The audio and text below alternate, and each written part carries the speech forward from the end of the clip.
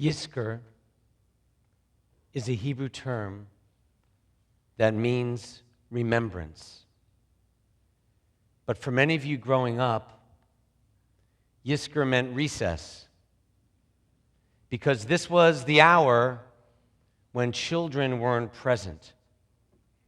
Yizkor was not for children, and we never knew why, and I still don't know why. I don't know why what happens at this hour should be forbidden to children.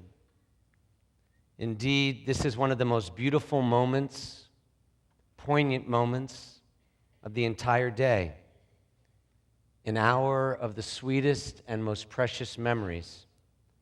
Some may find that depressing, but I find it inspiring. I find it so because we dwell not on what we have lost in friends and relatives who have died. We dwell on what we have gained. I think of how different my life is now, not because loved ones died, but because they lived. We think of how much sadder and emptier our lives would have been without them. And that is why at this hour, we bless God for the years of love and joy in this lifetime with those we cherish most. This hour of Yizkor evokes all kinds of memories and all kinds of questions. It compels us to wrestle, if only for a few fleeting moments, with the questions we all avoid the rest of the year, but which we cannot escape in a memorial service like this. Questions like, what is life really all about? What explains the mystery of life or the mystery of death? What is it that we remember best about the people who touched our lives most? And how shall we ourselves be remembered best? How can we separate what is most important from the things on our phones or what we're about to do when Yom Kippur ends? What's trivial?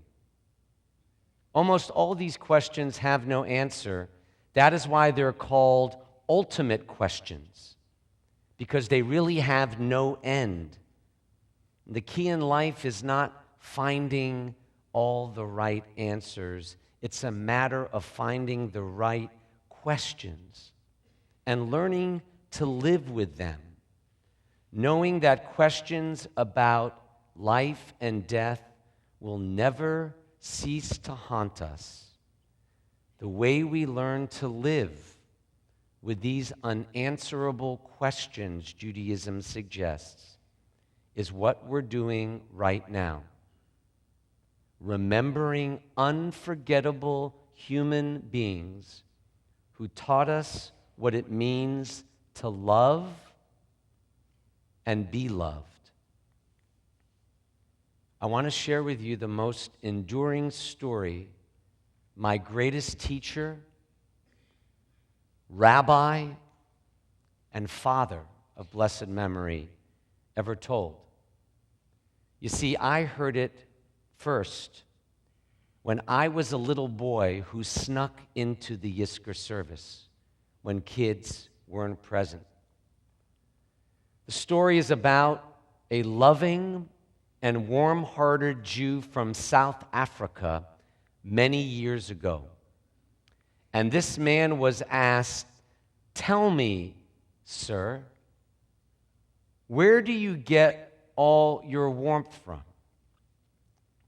The old man told him this story, that when he left Poland, he was only 7 years old.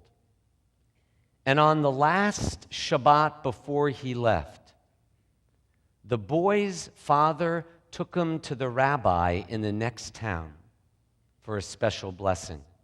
They stayed in the rabbi's home, and the boy slept in the rabbi's study. The now old man added that he was so thrilled and excited he couldn't possibly fall asleep. But in the middle of the night, the then boy heard someone enter the room, and so he pretended to be asleep. It was the rabbi. The rabbi walked over to the couch on which he was lying, looked down at him, and whispered softly, "Such a sweet child." And then the rabbi thought the little boy might be chilly. So he took off his coat and he draped it over the young child. "I am now almost 80 years old," the old man concluded. "That was 73 years ago. And do you know something? I am still warm from that coat." That one statement sums up all there is to say about love and memory. It may be understood both literally and figuratively. I am still warm from that coat. I am still warm from the coat my parents wrapped me in, as you are too. From the times they tiptoed into our rooms and laid an extra blanket over us, or sheltered us from the cold outdoors with a coat they should have worn themselves. I am still warm from the lessons my father taught me about caring and sharing, about responsibility and sacrifice, about thoughtful concern for another human being. And you are too, because all human life is a precious gift from God. If we are here now, and if we who are here now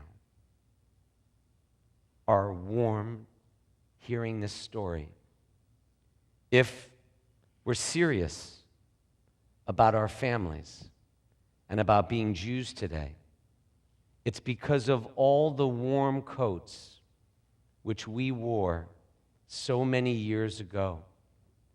And that's why this hour should be filled not only with sadness and sorrow, but with gratitude and blessing, for we are still warm from the coats of tender love which very precious people draped over us. We honor them now, not by how long we wear their coats, but by how quickly we give them to others. Their lives remain a lasting influence when we take the love and tenderness, the devotion and concern that they gave us and transfer it to others. And strangely enough, even when we give it away, it still remains with us.